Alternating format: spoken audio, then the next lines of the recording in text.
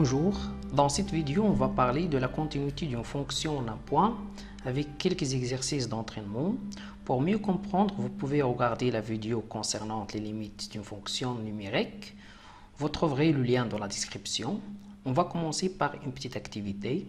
Dans cette activité, on a la courbe représentative fonction f. On va répondre à quelques questions. La première question, c'est d'écrire la courbe CF en point A pour l'abscisse moins 2, puis en point A pour l'abscisse 1. La deuxième question, c'est calculer f de moins 2, f de 1, limite de f de x lorsque x tend vers 1, limite de f de x lorsque x tend vers moins 2 moins, et limite de f de x lorsque x tend vers moins 2 plus. Et la dernière question, c'est qu'en déduit-on? Alors, on remarque que la courbe de la fonction f représente une coupure pour x égale à moins 2. Donc, ça veut dire quoi? Ça veut dire qu'on ne peut pas tracer les morceaux qui sont situés à gauche et à droite des points pour l'abscisse moins 2 sans lever les mains. Donc, on écrit ça. On remarque que la courbe CF représente une coupure pour x égale à moins 2. Contrairement au tour de point pour l'abscisse x égale à 1, on remarque qu'on peut toujours tracer un morceau de la courbe autour du point A pour l'abscisse 1 sans lever les mains. Donc, la courbe CF ne représente aucune coupure pour x égale à 1. Contrairement au cas précédent, la courbe CF ne représente aucune coupure pour x égale à 1. On passe à la deuxième question.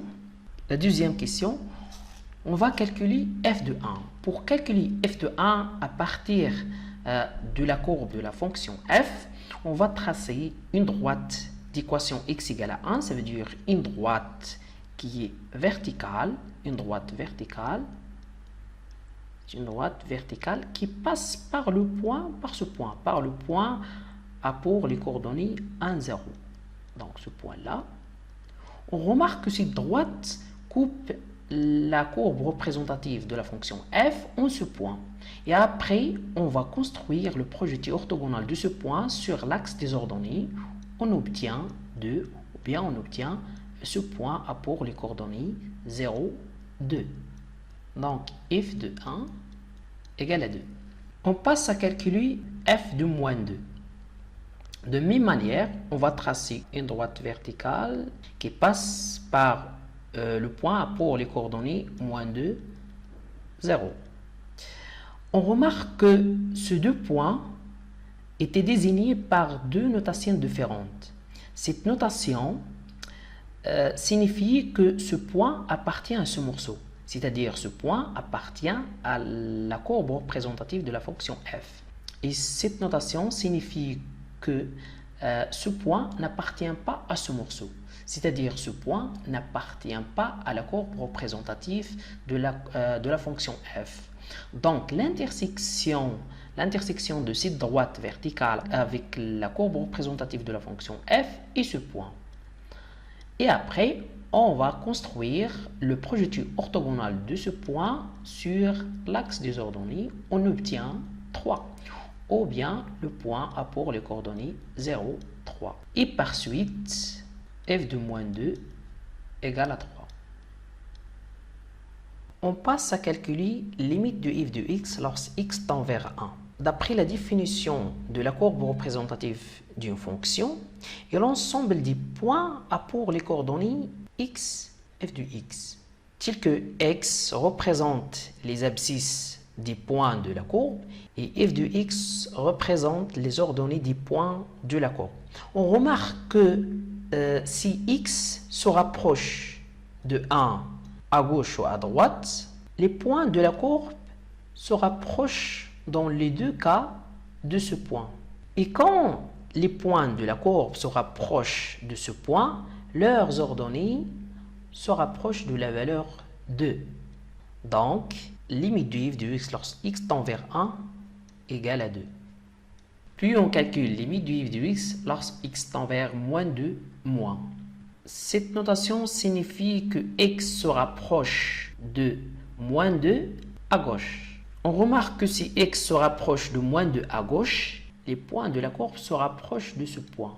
Et quand les points de la courbe se rapprochent de ce point, leurs ordonnées se rapprochent de la valeur 3. Donc, limite de f de x lorsque x tend vers moins de moins égale à 3.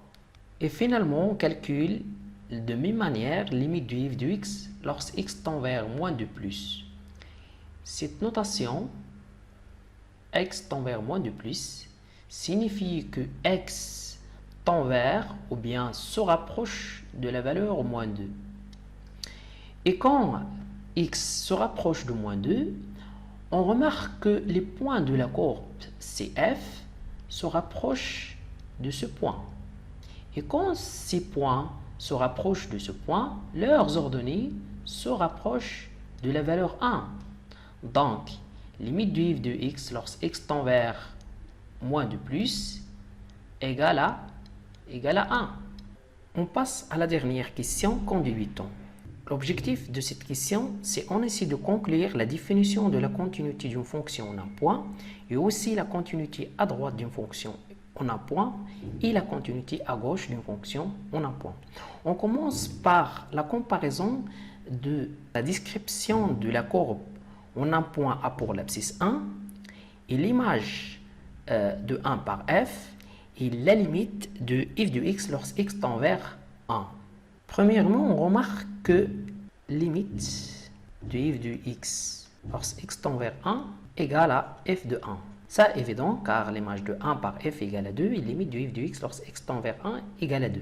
Et on a d'après la réponse de la question 1, on a la courbe CF ne représente aucune coupure pour x égale à 1.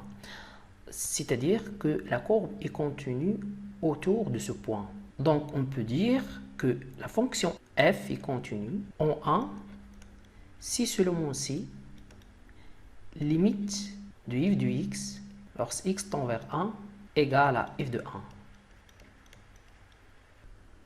Dans l'autre cas, on ne peut pas tracer les morceaux de la courbe qui se situent à gauche et à droite des points pour l'abscisse moins 2 sans lever la main. Donc on peut dire que la courbe représentative de la fonction f n'est pas contenue en moins 2. Et on remarque que la limite de f de x lorsque x tend vers moins 2 moins est différente de la limite de f de x lorsque x tend vers moins 2 plus. Ça est évident car cette limite est égale à 3 et celle-là égale à 1. Donc on remarque que limite lorsque x tend vers moins 2 f de x est différent de la limite de f de x lorsque x tend vers moins 2 plus. Donc la limite de la fonction f n'existe pas au point moins 2. Donc on peut dire que f n'est pas contenue en moins 2, ou bien si la limite de f n'existe pas au point moins 2. La limite de la fonction f n'existe pas au point moins 2. C'est une condition suffisante pour que la fonction f ne soit pas contenue au moins 2, mais n'est pas nécessaire. Je vous explique ce petit détail. Ça veut dire que si la fonction f n'est pas contenue en un point, ça n'implique pas forcément que la limite de la fonction n'existe pas dans ce point. On remarque la limite de f de x lorsque x tend vers moins de moins égale à f de moins 2. On peut dire que la fonction f est contenue à gauche de moins 2. Et on a une limite de f de x lorsque x tend vers moins 2 plus est différent de f de moins 2. Donc f n'est pas continu à droite de moins 2. On passe à la définition de la continuité en un point.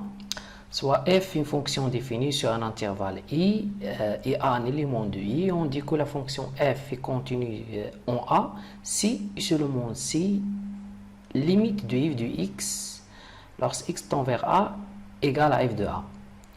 Et la définition de la continuité à droite et la continuité à gauche en un point.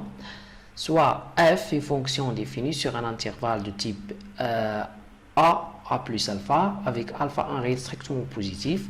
On dit que la fonction f est continue à droite en A, si et seulement si limite de f de x lorsque x tend vers A plus est égal à f de A.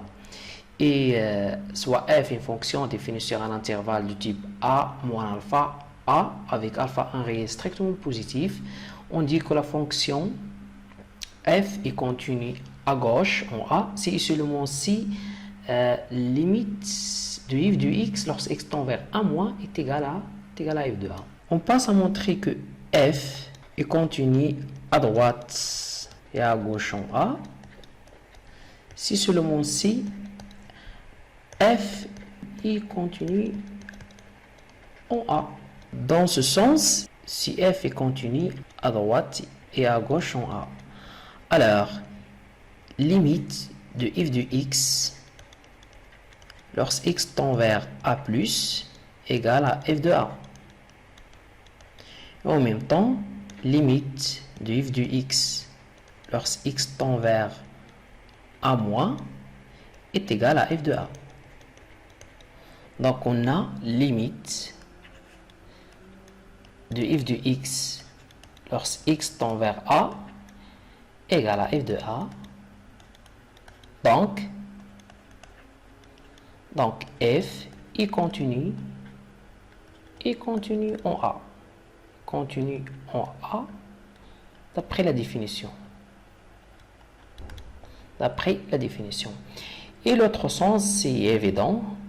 Donc, l'énoncé de cette propriété est le suivant, soit f est une fonction définie sur un intervalle ouvert et a un élément de i.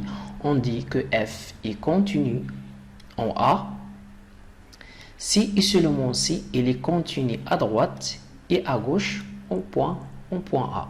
Alors, on passe à l'exercice. Vous pouvez faire pause à la vidéo et essayez de résoudre l'exercice avant de visionner la solution. Alors, on passe à la solution de l'exercice. Pour étudier la continuité d'une fonction en un point A, il suffit de calculer d'abord l'image de A par f de A. Et après, on calcule limite de f de x lorsque x tend vers A. Si cette limite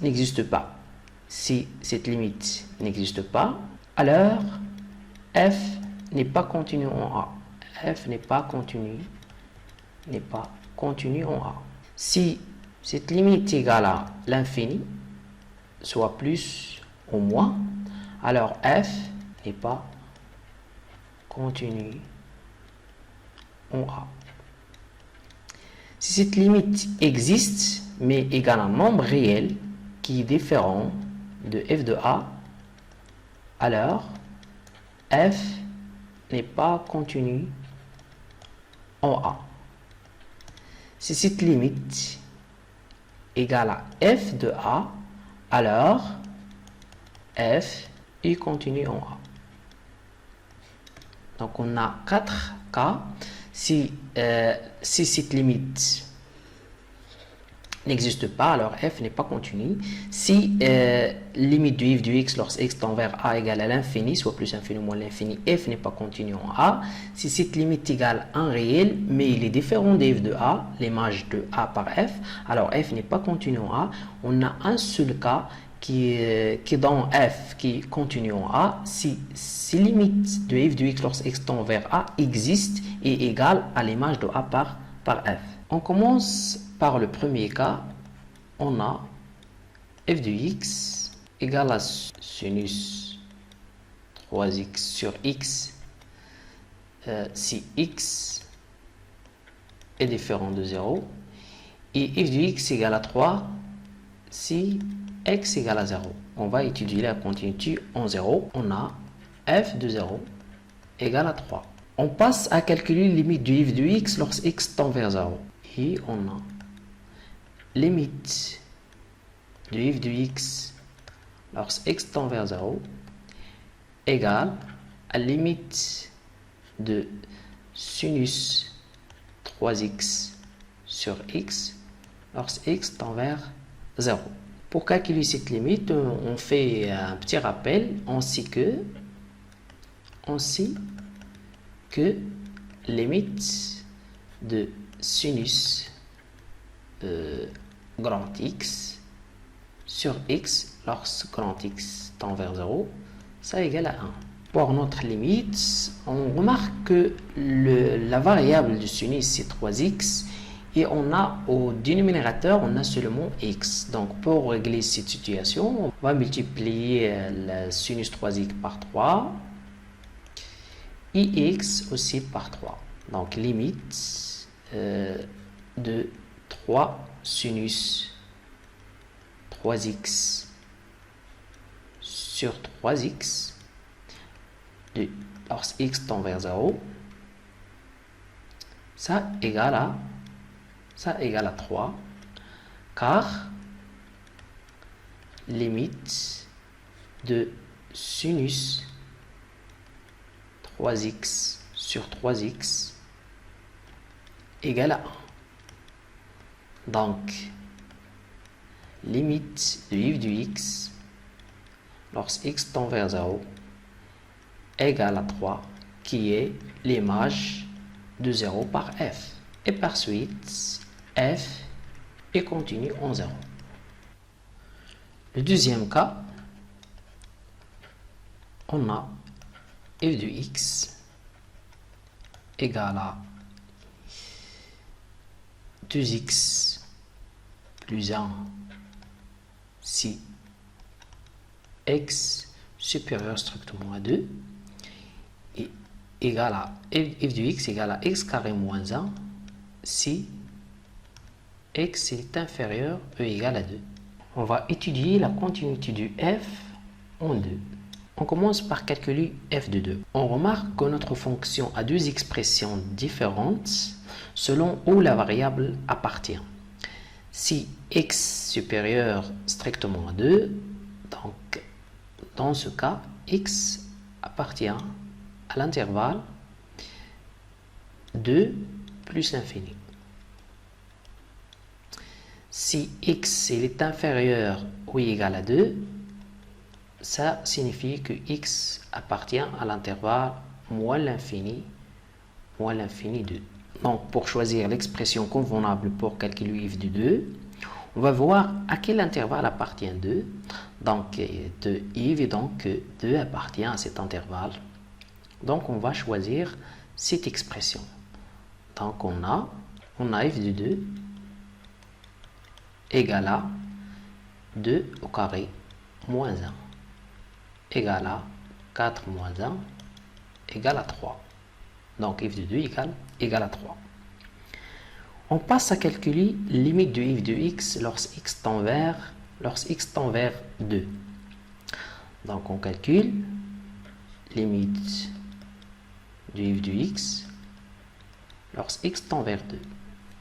On remarque qu'on ne peut pas calculer cette limite directement. Pourquoi? Parce que l'expression de f à droite de 2, c'est pas la même à gauche de 2. Donc, on va calculer la limite à droite et la limite à gauche. On commence par limite de f de x lorsque x tend vers 2 plus. Ça veut dire à droite de 2. X tend vers 2 plus, ça signifie que x tend vers 2 et x supérieur strictement à 2. Donc, limite de f de x lorsque x tend vers 2 plus égale à limite de, on a cx supérieur strictement à 2, l'expression de f c'est 2x plus 1. Donc, 2x plus 1 lorsque x tend vers 2 plus. On remplace x par 2, on obtient 2 fois 2 plus 1 égale à 5. On passe à calculer limite à gauche de 2. Donc limite de f de x lorsque x tend vers 2 moins.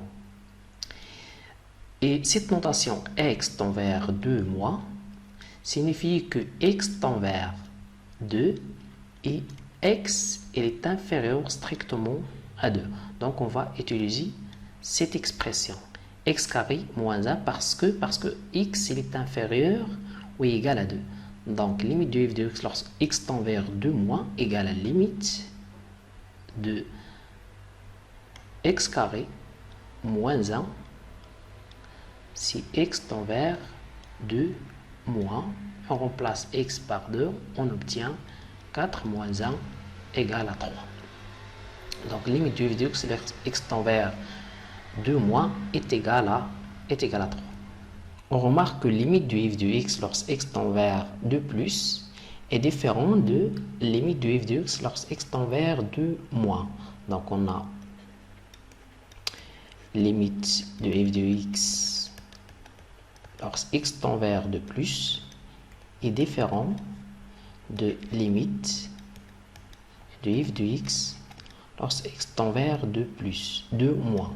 Ça veut dire quoi? Ça veut dire que la limite de f en 2 n'existe pas. Donc, la limite de f, n'existe pas en 2. N'existe pas en 2. Donc, si la limite n'existe pas, ça veut dire quoi? Ça veut dire que f n'est pas continu en 2. Et par suite, f continue en 2. Mais on remarque que limite de f de x lorsque x tend vers 2 moins est égal à 3 qui est l'image de 2. On peut dire que, et on peut écrire, on a limite de f de x lorsque x tend vers 2 moins, ça égale à 3 qui est l'image de 2 par f, donc est égal à f de 2. Donc on peut dire que f est continu à gauche de 2. Donc f est continu à gauche en 2.